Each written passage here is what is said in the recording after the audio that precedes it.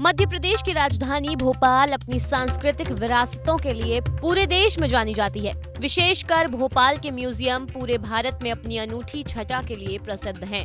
अब देश का पहला राम संग्रहालय भोपाल के श्यामला हिल्स स्थित तुलसी मानस भवन में बनने जा रहा है। जानकारी के मुताबिक राज्य सरकार के अधीनस्थ इसका निर्माण केंद्र सरकार के द्वारा किया जाएगा, जिसमें लगभग लागत का 80% केंद्र सरकार द्वारा खर्च किया जाना है। बाकी की राशि स्टेट और डोनेशन से इकट्ठा करने का सोचा जा रहा है। म्यूजियम में एक मिनी थिएटर भी बनाया जाएगा, जिसमें प्रभु श्री राम और उनके जीवन चरित्र से जुड़ी अलग अलग कथाओं और पौराणिक महत्व के विषयों पर डॉक्यूमेंट्री फिल्म समय समय पर दिखाई जाएगी। पूरे देश में पहली बार भोपाल में श्री राम संग्रहालय बनने जा रहा है, इसको लेकर कैसा लग रहा है? देखिए, इसको लेकर काफ़ी प्रसन्नता है और ये खास बात ये है कि श्री राम जी के साहित्य और चरित्र चित्रण के बारे में, तुलसी साहित्य के बारे में जो यहाँ हमारी प्रबंध कार्यकारिणी के सदस्य हैं, काफ़ी विद्वान लोग हैं। यहाँ से एक पत्रिका प्रकाशित होती है, अभी जिनकी आपने चर्चा की वो हमारे प्रधान संपादक श्री मिश्र जी हैं, उसके पूर्व खंडेलवाल जी थे और उसके पूर्व गोरीलाल जी शुक्ल थे और भी महान विद्वान लोग थे।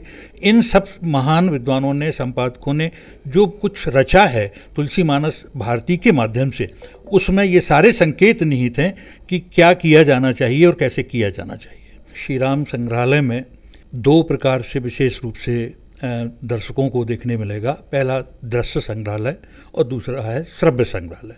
दृश्य संग्रहालय के अंतर्गत जो दुर्लभ ग्रंथ हैं, हस्तलिखित ग्रंथ हैं, उनकी पांडुलिपियाँ, उनकी फोटोकॉपी यहाँ पर रखी जाएगी।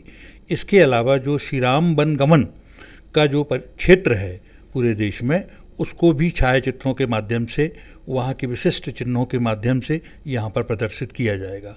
श्रव्य संग्रहालय के अंतर्गत लोक गायक कलाकारों के द्वारा जो विभिन्न विश्व में विभिन्न प्रकार से श्री राम की स्तुति की जाती है, श्री राम के चरित्र का गायन किया जाता है और जो मुख्य विशिष्ट प्रवचनकार हैं उनके व्याख्यान भी वहाँ पर सुनाने की व्यवस्था की जाएगी। इसके अलावा आप देखेंगे कि ये जो एक थिएटर होगा, उस थिएटर में दर्शक बाहर से ये सब चीज़ें देख पाएंगे। बच्चों के लिए वहाँ एक कठपुतली के माध्यम से भी रामलीला का प्रदर्शन किया जाएगा ताकि वो लोग जान सकें।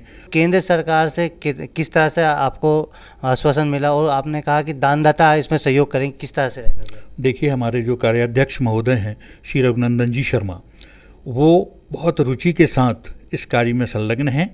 माननीय मुख्यमंत्री जी से हमारी प्रबंध कार्यकारिणी के समिति के सदस्यों की जो एक बैठक हुई थी, उस बैठक में ये चर्चा हुई और उस चर्चा में हम आदरणीय शर्मा जी ने माननीय मुख्यमंत्री जी से भी आग्रह किया और माननीय मुख्यमंत्री जी ने उस समय कहा कि आप इस प्रस्ताव को केंद्र सरकार को भेजें, बाकी का काम जो नियमानुसार होगा अपन भोपाल वासी हैं, यहाँ के लोग मिलजुल कर लेंगे, उसमें कोई किसी प्रकार का कोई अभाव नहीं होगा।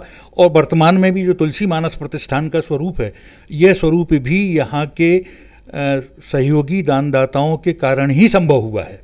जो पूर्व अध्यक्ष थे रमाकांत जी दुबे, उसके पूर्व पंडित गोरीलाल जी शुक्ल, ये ऐसे महापुरुष लोग हुए हैं जिनके आशीर्वाद मार्गदर्शन में ये प्रतिष्ठान निरंतर गति प्राप्त करता रहा है। इसके लिए जो प्रस्ताव भेजा गया है वो 3 करोड़ का है।